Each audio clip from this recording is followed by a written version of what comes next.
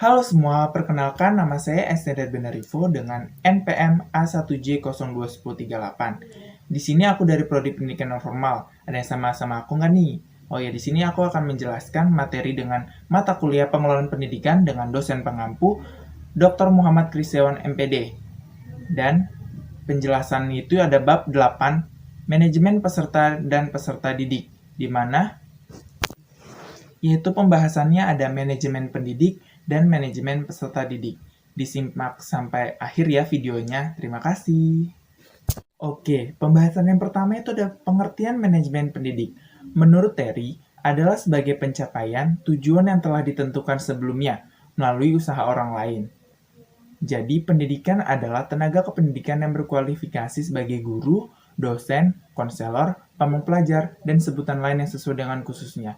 Jadi, jika disimpulkan, manajemen pendidik merupakan suatu kegiatan merencanakan, mengelola, dan mengorganisasikan, serta mengomunikasikan sumber daya pendidikan agar dapat berjalan atau melaksanakan tugas dan tanggung jawabnya secara efektif dan efisien dengan dimaksud tercapainya tujuan pembelajaran atau tujuan pendidikan sebagai yang mana yang telah diharapkan.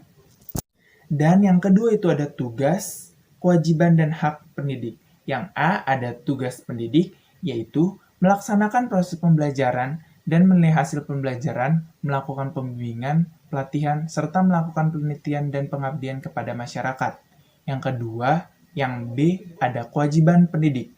Kewajiban pendidik yaitu untuk menciptakan suasana pendidikan yang bermakna, menyenangkan, kreatif, dinamis, dan dialogis, dan mempunyai komitmen secara profesional untuk meningkatkan mutu pendidikan, dan memberi teladan dan menjaga nama baik lembaga. Dan yang C ada hak pendidik. Hak pendidik yaitu penghasilan dan jaminan kesehatan sosial yang pantas dan memadai, dan penghargaan sesuai dengan tugas dan prestasi kerja, serta pembinaan karir. Oke, baik. Yang ketiga ada peran pendidik yang dibagi menjadi 4, yaitu guru sebagai pendidik, guru sebagai pengajar, guru sebagai pembimbing, dan guru sebagai pelatih. Di mana guru sebagai pendidik itu merupakan teladan, panutan, dan tokoh yang akan diidentifikasi oleh peserta didik. Dan guru sebagai pengajar untuk menuntut guru berperan sebagai fasilitator. Dan guru sebagai pembimbing yaitu guru mendampingi dan memberikan arahan kepada siswa. Dan guru sebagai pelatih yaitu memperhatikan kompetensi dasar yang hendak dicapai.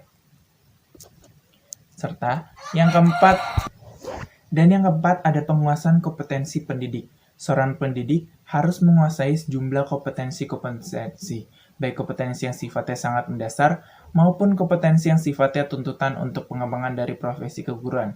Dan dari A itu penguasaan kompetensi dasar, yaitu guru di Indonesia harus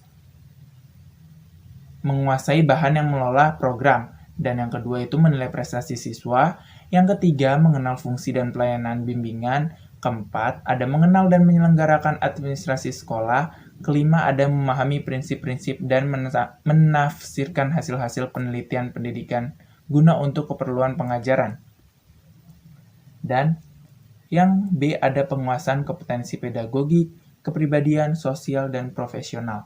Dalam Peraturan Menteri Pendidikan Nasional Nomor 16 Tahun 2005, mensyaratkan kompetensi yang harus dimiliki seorang guru meliputi yaitu kompetensi pedagogik adalah kemampuan pemahaman guru terhadap peserta didik.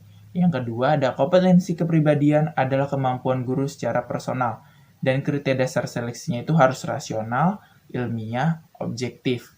Dan cara metodenya itu seleksi, persyaratan administrasi, pengetahuan umum, dan psikologi.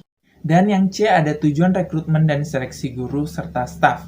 Dibagi menjadi 5. Yang pertama, untuk menetapkan kebutuhan rekrutmen organisasi masa sekarang dan yang akan datang.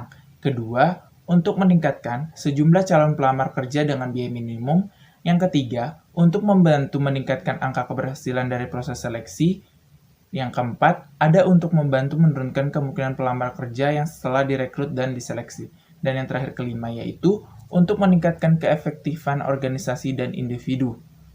Dan pembahasan selanjutnya itu yang bagian B, manajemen peserta didik. Pengertiannya, peserta didik menurut ketentuan Undang-Undang RI Nomor 2 Tahun 1989 tentang Sistem Pendidikan Nasional adalah anggota masyarakat yang berusaha mengembangkan potensi dirinya melalui proses pendidikan pada jalur jenjang dan jenis pendidikan. Jika disimpulkan, Peserta didik adalah sosok manusia sebagai individu atau manusia seutuhnya. Manajemen peserta didik adalah suatu penataan atau pengaturan segala aktivitas yang berkaitan dengan peserta didik, yaitu mulai dari masuknya peserta didik hingga keluarnya peserta didik dari suatu sekolah atau madrasah. Baik, yang kedua ada langkah-langkah perencanaan peserta didik. Menurut Asmirendi itu ada 3, yang pertama forecasting, objektif, dan polis. Pertama forecasting, yaitu membuat perkiraan dengan mengantisipasi ke depan, objektif merupakan perumusan tujuan, dan polis yaitu ada kebijakan. Di sini berarti mengidentifikasi berbagai macam jenis kegiatan yang diperhitungkan untuk dapat mencapai tujuan. Selanjutnya yang ketiga, ada penerimaan peserta didik baru. Kebijakan operasional penerimaan peserta didik baru memuat aturan mengenai jumlah peserta didik yang dapat diterima di suatu sekolah. Penentuan penerimaan jumlah peserta didik juga didasarkan atas kenyataan yang ada di sekolah, yaitu faktor kondisional. Faktor ini meliputi daya tampung kelas baru, kriteria mengenai siswa yang dapat diterima, anggaran yang tersedia, sarana dan prasarana, dan tenaga kependidikan, serta jumlah peserta didik yang tinggal kelas dan lain sebagainya. Dan keempat itu, ada sistem penerimaan peserta didik yang dibagi menjadi 2 macam, yaitu sistem promosi dan sistem seleksi. Di mana sistem promosi ini, mereka yang mendaftar di suatu sekolah diterima begitu saja tanpa melalui proses seleksi. Dan di dalam sistem seleksi ini yaitu dibagi menjadi 3, yaitu menggunakan daftar nilai, bakat minat, dan berdasarkan tes masuk dalam tes masuk sekolah tersebut. Yang kelima ini ada kriteria penerimaan peserta didik, yaitu ada kriteria acuan patokan dan kriteria acuan norma, di mana kriteria acuan patokan ini yaitu suatu penerimaan peserta didik baru yang akan didasarkan atas patokan-patokan telah ditentukan sebelumnya, serta kriteria acuan norma yaitu penerimaan peserta didik yang didasarkan atas keseluruhan prestasi peserta didik yang mengikuti seleksi-seleksi. Dan rekrutmen peserta didik. Prosedur perekrutan peserta didik menurut Asmirendi ini dibagi menjadi 8, yaitu pembentukan panitia, ada rapat, ada pembuatan pengiriman atau pemasangan pengumuman, ada pendaftaran peserta didik baru, ada seleksi, ada rapat, ada pengumuman peserta didik yang diterima, dan ada pendaftaran ulang peserta didik yang baru diterima. Dan yang ketujuh ada orientasi peserta didik, di mana orientasi merupakan perkenalan situasi dan kondisi sekolah yang diberikan kepada peserta didik.